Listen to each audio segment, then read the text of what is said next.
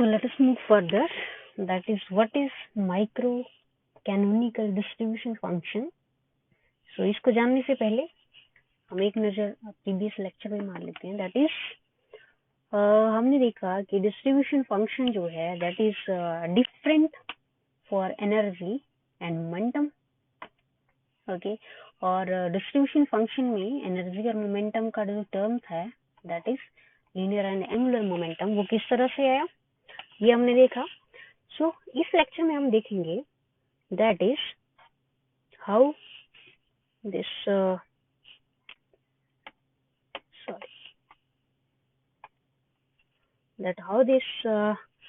microcanonical distribution function comes. Okay, so इसके लिए हमने जो अल्फा बीटा और गामा देखे यहाँ पे, ये हमने कहा कि ये अल्फा बीटा और गामा डेल जो है ये सब सिस्टम्स के लिए क्या है, डिफरेंट होंगे. ओके, अब डिस्ट्रीब्यूशन फंक्शन जो हम डिस्कस अभी तक कर रहे हैं उसमें हम क्या कह रहे हैं कि ये क्या है, इंटेग्रल ऑफ मोशन है. इंटेग्रल ऑफ मोशन का मतलब ये है कि they are remain constant along the trajectories of the system. Okay, but क्या ये पॉसिबल है? जो हम बात कह रहे हैं that is they are remain constant along the trajectories of the system. Is it? So ये एग्जैक्टली क्या है जो हम कह रहे हैं. however it is not exact. okay, ये एग्जैक्ट नहीं है कि जो आपका ट्रेजेक्टरीज हैं उनका कांस्टेंट ऑफ मोशन है एक सिस्टम का, ये एग्जैक्ट नहीं है. रीजन क्या है? क्योंकि हमने देखा कि पहले जो आपके फेज स्पेस का जो डायमेंशन था that was 2s and s was 3. Okay, और 6 नंबर निकल के आ रहा था यहाँ पे.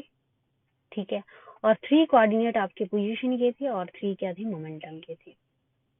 ओके, अब यहाँ पोजीशन मोमेंटम के अलावा क्या है, आपका एनर्जी भी है. ओके, तो इस केस में क्या हुआ, एनर्जी जो था आपका that is a function of momentum and position. E not momentum that was P naught and angular momentum that is m naught.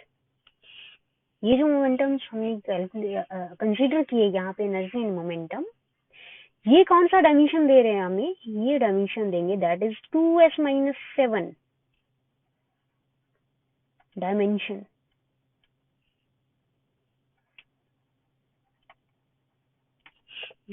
Different, बहुत अलग अलग तरह के डायमेंशंस जो है मैनिफेस्ट करेंगे.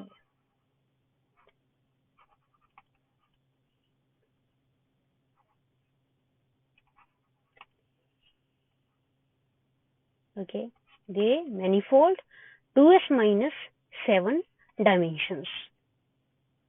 मतलब ये हुआ कि पोजीशन और मोमेंटम, एनर्जी और मोमेंटम की टर्म इंक्लूड करके जो आपके डायमेंशंस थे दैट आर मैनिफोल्ड. मैनिफोल्ड का मतलब ये है कि वो क्या होंगे, बहुत भिन्न भिन्न प्रकार के होंगे, हैविंग 2s minus 7 डायमेंशंस. और वहां पे क्या था, ओनली 2s डायमेंशन था. ओके, तो इस तरह से जैसे ही हमारा डायमेंशन भी चेंज हुआ, ओके, डायमेंशन चेंज होने से क्या हुआ, अब डिस्ट्रीब्यूशन फंक्शन में भी तो फर्क पड़ा होगा डायमेंशन चेंज होने से. ओके, तो डिस्ट्रीब्यूशन फंक्शन, फर्दर मैं क्या कह रही हूँ कि हमने क्या करना है, डिस्ट्रीब्यूशन फंक्शन को जानना है. हमारी जो ओवरऑल टॉक है वो डिस्ट्रीब्यूशन फंक्शन के ऊपर. डिस्ट्रीब्यूशन फंक्शन ऐसा है, ऐसा है, ऐसा है. ठीक है, एनर्जी की टर्म्स में ऐसा है, मोमेंटम की टर्म्स में ऐसा है, डिस्ट्रीब्यूशन, सिंपल डिस्ट्रीब्यूशन फंक्शन ऐसा है. ठीक है, और फिर फर्दर हम इसको स्टडी करेंगे कि इसमें सिर्फ क्या है, एनर्जी का टर्म इंक्लूड होगा डिस्ट्रीब्यूशन फंक्शन में. तो what about linear and angular momentum? ठीक है, ये टर्म कहाँ गई? तो ये सारा डिस्कस करेंगे हम यहाँ पे. So finally we can write this distribution functions by including this dimension, that is rho is equal to constant and into del E minus E naught into del P minus P naught into del M minus M naught. Okay जी, तो ये हमारा जो distribution function निकल के यहाँ पे आ रहा है, that is called, this distribution is called micro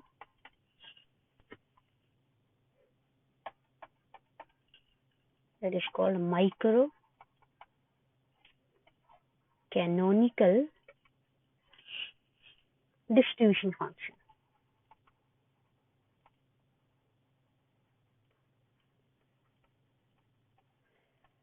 कई बार इस टर्म को क्या कहते हैं, माइक्रो कैनोनिकल डिस्ट्रीब्यूशन एंजाम्बल भी कहते हैं, माइक्रो कैनोनिकल एंजाम्बल भी कहेंगे इसको, माइक्रो कैनोनिकल एंजाम्बल।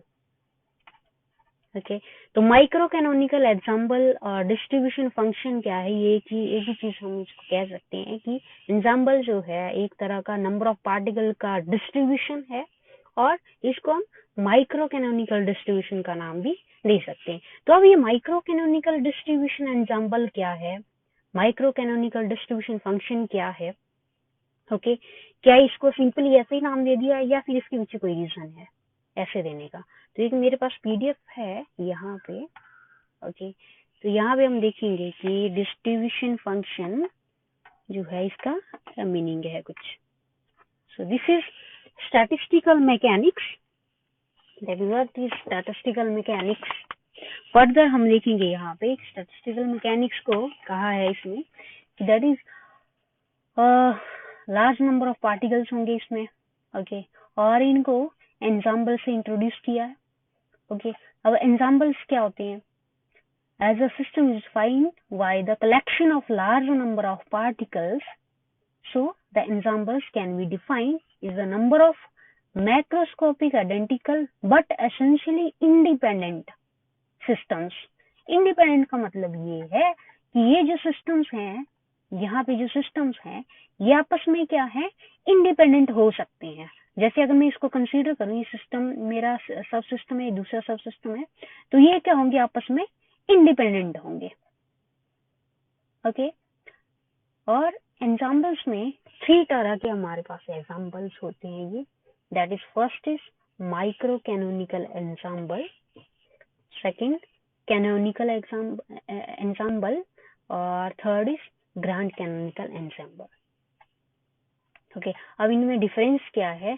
फर्स्ट जो है आपका माइक्रो कैनोनिकल एंजाम्बल, ये आप पिक्चर में अच्छे से यहाँ लगेगा आपको पता है कि क्या है इसका डिफरेंस, क्या है मीनिंग, क्या है इसका। The collection of large number of essentially independent systems having the same energy E, volume and total number of n particles.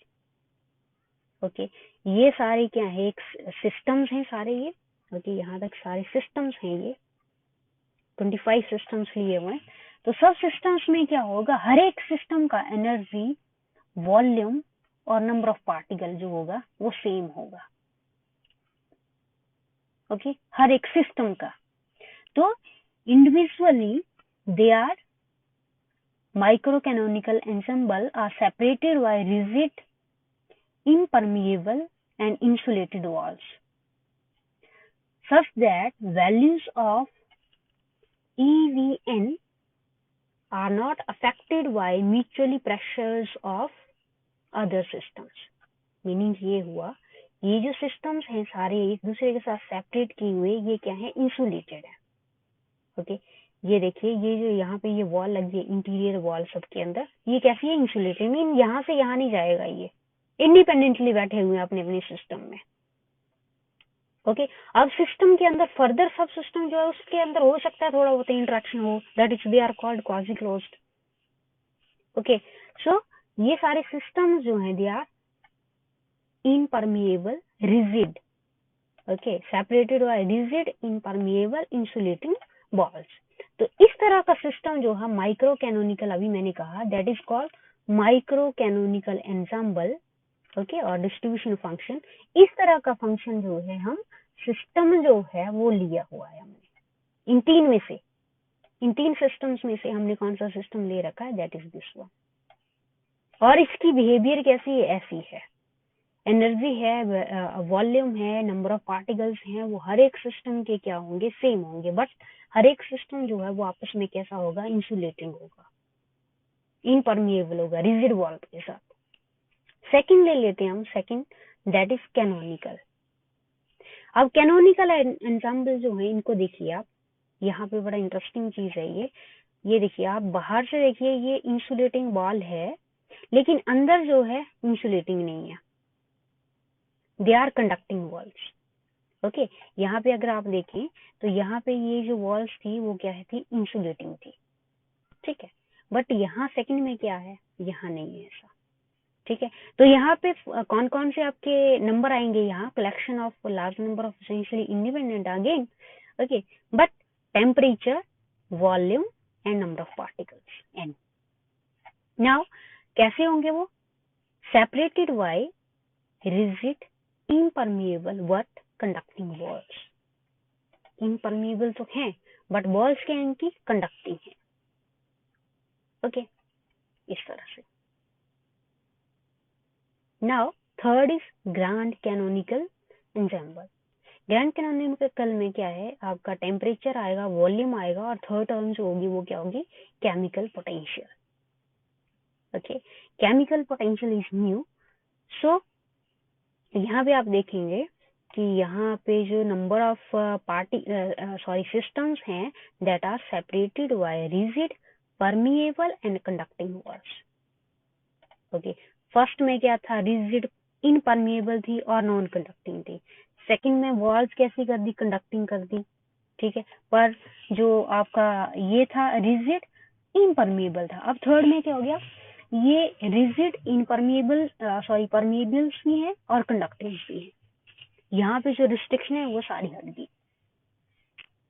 Okay, तो इस तरह के सिस्टम जो है इनको क्या कहेंगे हम, that are grand canonical. So finally हमारे पास सिस्टम जो हमने डिस्कस कर रहे हैं हम अभी यहाँ पर, वो कैसा है, फर्स्ट वाला, that is micro canonical ensemble. Okay, और इस सिस्टम के लिए हमने जो है क्या निकाला, डिस्ट्रीब्यूशन फंक्शन। ओके, इस तरह का सिस्टम हमें अज्यूम करेंगे। ओके, तो इस तरह के सिस्टम के लिए क्या है, distribution function that is like this. So अभी हम देखें तो हमारा डिस्ट्रीब्यूशन फंक्शन कहाँ से कहाँ चला, that was first row P Q, फिर देखा हमने कि रो पी क्यू जो है 1 और 2 सिस्टम के लिए इस तरह से लिखा जा सकता है, that is row 1 row 2। Then further इसमें एनर्जी इंक्लूड हुआ एंड मोमेंटम, तो कुछ एनर्जी का डिस्ट्रीब्यूशन फंक्शन का जो है इस तरह से आया।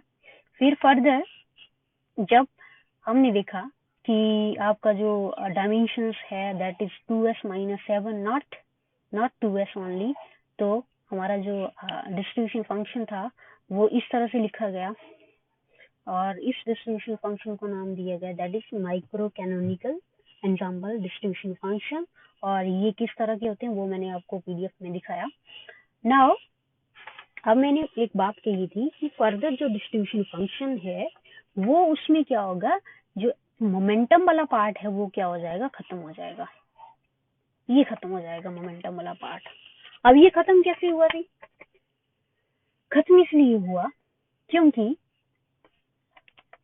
अभी हमने कंसीडर क्या किया था, सारी टर्म इंक्लूड कर ली, क्योंकि एनर्जी है, मोमेंटम है, एंगुलर मोमेंटम, सारे इंक्लूड कर लिए हमने। अभी इसके मोशन के बारे में कुछ नहीं कहा, ओके, बट जो आपका लीनियर मोमेंटम है और angular momentum, having some momentum और वेलोसिटी, सो इसका लीनियर रहेगा और इसका रोटेशनल रहेगा, ओके, रोटेशनल रहेगा।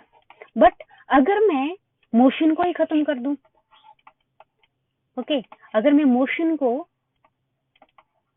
मोशन पार्टिकल के जो मोशंस हैं उनको एक्सक्लूड कर दूं तो मेरे पास कौन सी टर्म बचेगी, सिर्फ एनर्जी वाली, only energy. Okay, only energy. तो ये एक्सक्लूड करना कैसे किया जाएगा भाई? एक्सक्लूड करना इतना इजी होगा क्या? तो इसके लिए हमें कुछ अजम्पशंस लेनी पड़ेंगी कि एक्सक्लूड कैसे किया जाए। ओके, क्योंकि हमारा जो टारगेट है, हमारे टारगेट ये है कि हमारा जो डिस्ट्रीब्यूशन फंक्शन जो है वो बड़ा सिंपल जैसा होना चाहिए। ठीक है, अगर हमने मोशन को रख लिया, यहाँ पे मोशन को भी इंक्लूड कर लिया, तो जो है यहाँ पे इस पूरे सिस्टम को स्टडी करवाना मुश्किल होगा, क्योंकि मोशन अभी यहाँ पे है, फिर वहां पे है पार्टिकल, फिर यहाँ पे है ना, एक टाइम में यहाँ यहाँ। ठीक है, okay.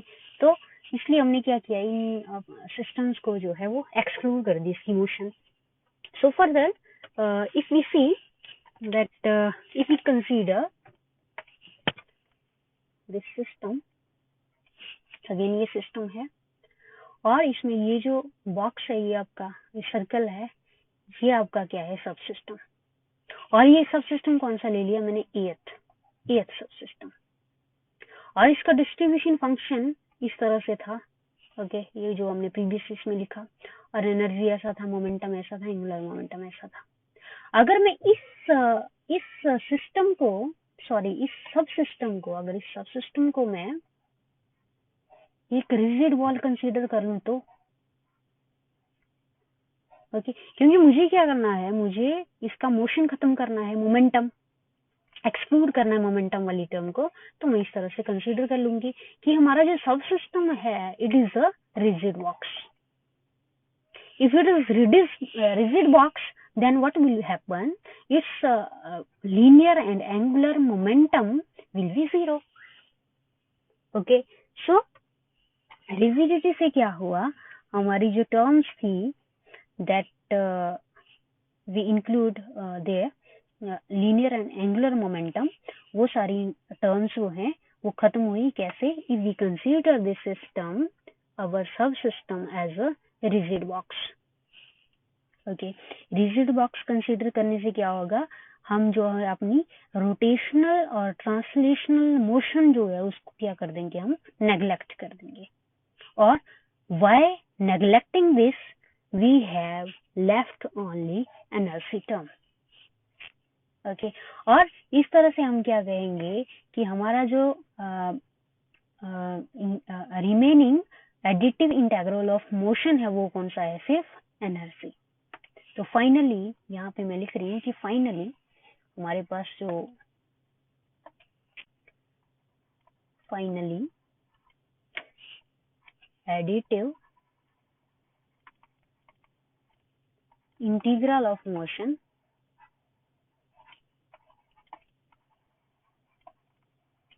Is energy. Okay, energy है, तो एनर्जी के लिए हम जो लॉगरिथमिक फॉर्म लिखा था हमने इस इक्वेशन में, दैट वाज दिस। तो यहाँ पे कौन सी टर्म रह जाएगी, सिर्फ एनर्जी वाली, बाकी एक्सक्लूड। ठीक है, तो rho A is equals to alpha A plus beta E A. और जो माइक्रो कैनोनिकल हमने डिस्ट्रीब्यूशन फंक्शन लिखा यहाँ पे, दिस फंक्शन, इसको हम कैसे लिखेंगे अब, micro canonical distribution function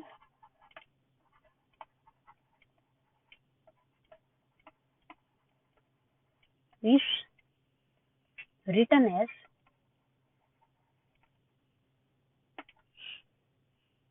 rho is equals to some constant multiply del E minus E naught.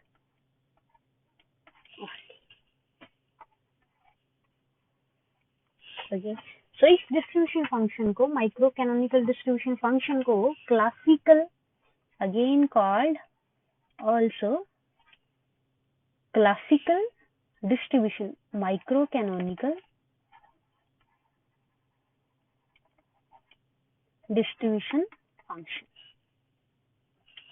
क्योंकि अभी जो भी हम डिस्कशन कर रहे हैं वो क्या है, क्लासिकल है। यहाँ पे मैंने हेडिंग भी दे रखा है, that is canonical, micro canonical distribution function that is classical, that is classical. Okay, तो अभी तक जो टॉक थी हमारी यहाँ तक, वो कैसी थी? क्लासिकल। सारी जो अजम्पशन अभी तक हमने यहाँ ली, दैट वाज क्लासिकल। अब जब क्वांटम मैकेनिक्स आएगी, okay, that quantum mechanics start from statistical matrix. Okay, तो यहाँ पे जैसे ही आपका क्वांटम मैकेनिक्स का डिस्ट्रीब्यूशन फंक्शन कैसे लिखा जाता है वो स्टार्ट होगा, तो उसको हम वेव फंक्शन साई से डिनोट करेंगे। Okay, that is denoted by wave function psi. Okay, और ये कैसा है? Purely quantum. तो अभी तक जो हमारा डिस्कशन प्रीवियस रहा, that was classical. Okay, classically हमने डिस्ट्रीब्यूशन फंक्शन को, माइक्रो कैनोनिकल डिस्ट्रीब्यूशन फंक्शन को और एडिटिव इंटीग्रल ऑफ मोशन को कैसे लिखा? इस तरह से लिखा। ओके, फर्दर हम जानेंगे क्वांटम मैकेनिक्स के इन्वॉल्व होने से हमारा डिस्ट्रीब्यूशन फंक्शन अगेन कैसे लिखा जाता है। ओके, अगेन हम क्या चाह रहे हैं? हम अपनी जो डिस्कशन है उसमें क्या देखना चाह रहे हैं? Distribution function. Okay, distribution functions में हमारा जो पार्टिकल है उसका डिस्ट्रीब्यूशन कैसा है। ओके, अगर मैं एक पार्टिकल इन अ बॉक्स लूं, ओके, तो हमें पता है पार्टिकल इन अ बॉक्स में क्या रहता है, यहाँ पे प्रोबेबिलिटी कम रहता है पार्टिकल का, ओके, और यहाँ पे प्रोबेबिलिटी ज्यादा होता है। ओके, रहने की संभावना जो है, probability in terms of Sai. Okay, तो यहाँ मैक्सिमम होती है। तो इस तरह से हम ये जो है प्लॉट ऐसे करके कर लेते हैं, और यहाँ पे मैक्सिमम आता है। ठीक है, middle of the box 0 to L and this is L/2। तो L/2 पे क्या होता है? यहाँ पे मैक्सिमम प्रोबेबिलिटी आती है इसकी। ओके, तो यही प्रोबेबिलिटी मुझे क्या है? स्टैटिस्टिकल मैकेनिक्स में देखनी है कि अगर मेरे पास एक सब सिस्टम है, सिस्टम में एक सब सिस्टम लिया, और सब सिस्टम में मैंने फर्दर यहाँ पे इसको देखना चाहा, यहाँ पे तो मैं इसको रिजिड बॉक्स कंसीडर किया था, और इस बॉक्स में, इस रिजिड बॉक्स में पार्टिकल का डिस्ट्रीब्यूशन कैसा है, यही तो मुझे जानना है।